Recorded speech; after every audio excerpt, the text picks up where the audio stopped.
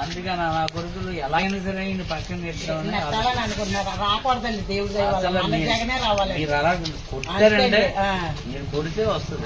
ఇప్పుడు ఎందుకంటమ్మా ఇప్పుడు సూర్యప్రకాష్ అనే వ్యక్తి అతను వాళ్ళ నాన్నగారు కానీ లేకపోతే దొమ్మినేటి వెంకటేశ్వర అలాగే మీకు నిర్మించారండి. నాన్నగారు జగన్ గారు నాన్నగారు దొమ్మటి ఆయన ఆత్మ సూర్యప్రకాశుడు ప్రవేశించి ఆయన చేస్తాడు సేవ. లేదంటే నన్ను అడగండి. అందులోకి మన ముఖ్యమంత్రి ఏంటంటే అందరికి ఆనందంగా ఉండాలి, క్షేమంగా ఉండాలి.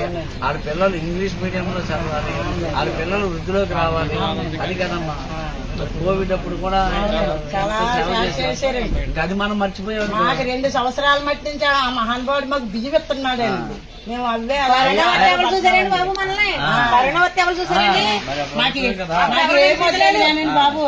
మాకు కొద్దిగా సైడ్ కాలువలు చేయించాలని